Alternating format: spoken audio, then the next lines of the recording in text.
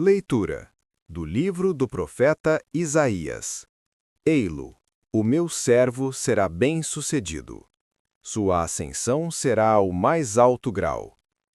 Assim como muitos ficaram pasmados ao vê-lo, tão desfigurado ele estava que não parecia ser um homem ou ter aspecto humano, do mesmo modo ele espalhará sua fama entre os povos. Diante dele os reis se manterão em silêncio, vendo algo que nunca lhes foi narrado, e conhecendo coisas que jamais ouviram. 53:1 Quem de nós deu crédito ao que ouvimos? E a quem foi dado reconhecer a força do Senhor?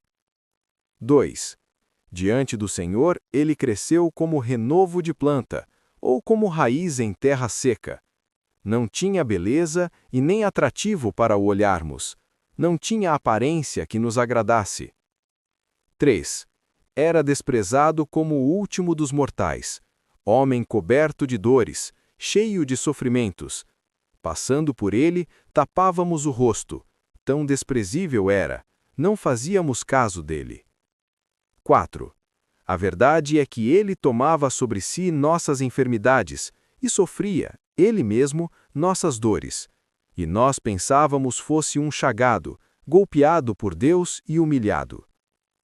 5. Mas ele foi ferido por causa de nossos pecados, esmagado por causa de nossos crimes. A punição a ele imposta era o preço da nossa paz, e suas feridas, o preço da nossa cura. 6. Todos nós vagávamos como ovelhas desgarradas, cada qual seguindo seu caminho, e o Senhor fez recair sobre ele o pecado de todos nós. 7. Foi maltratado e submeteu-se, não abriu a boca. Como cordeiro levado ao matadouro, ou como ovelha diante dos que a tosquiam, ele não abriu a boca. 8.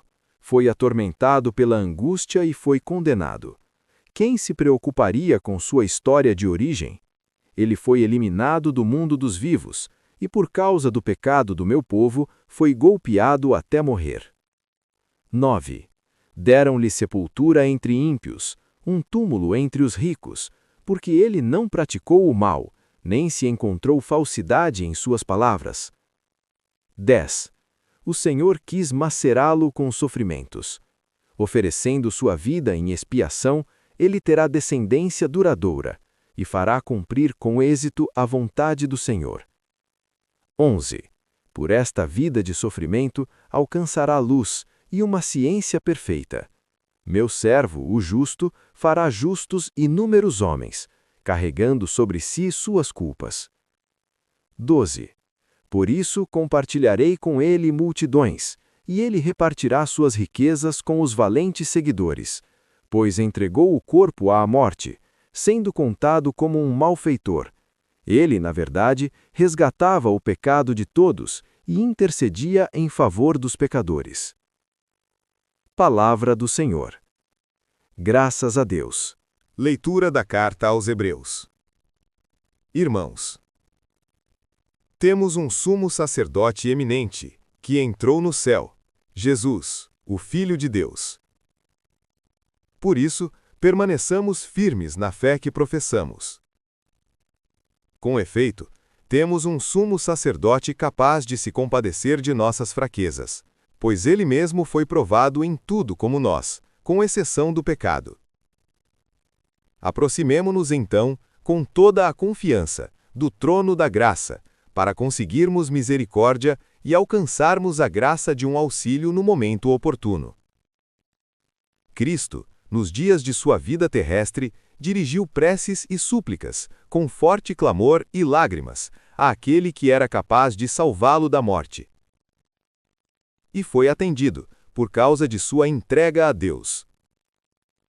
Mesmo sendo filho, aprendeu o que significa a obediência a Deus por aquilo que ele sofreu.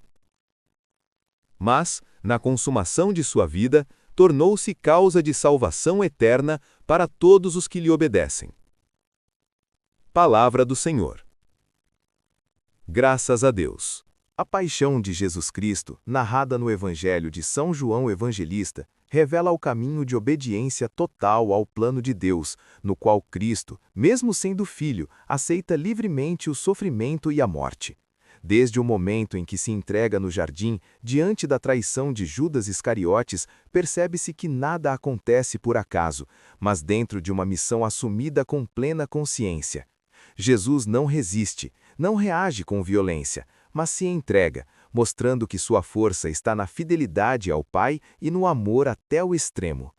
A cena também evidencia a fragilidade humana, como na negação de Pedro, contrastando com a firmeza de Cristo diante da dor, da injustiça e da humilhação. Ao longo do julgamento diante de Pôncio Pilatos, fica claro o confronto entre a verdade e o poder humano. Jesus afirma que seu reino não é deste mundo, revelando que sua missão ultrapassa qualquer lógica política ou terrena. Mesmo sendo reconhecido como inocente, ele é rejeitado pelo povo, que prefere libertar Barrabás, mostrando como a humanidade muitas vezes escolhe caminhos distantes da verdade. A coroação de espinhos, as zombarias e os maus tratos revelam não apenas a crueldade, mas também o cumprimento de um desígnio maior, no qual Cristo assume sobre si o sofrimento humano para redimi-lo. A crucificação no Calvário representa o ponto mais alto dessa entrega, onde Jesus carrega a cruz e é elevado entre dois condenados, sendo reconhecido ironicamente como rei.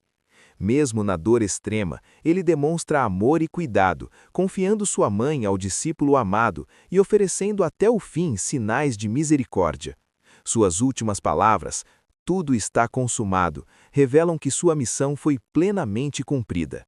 Sua morte não é um fim vazio, mas a realização do plano de salvação, onde o amor vence o pecado e a morte, abrindo caminho para a redenção da humanidade. Por fim, o sepultamento de Jesus, realizado com cuidado por José de Arimateia e Nicodemos, encerra esse momento de silêncio e dor, mas também de esperança.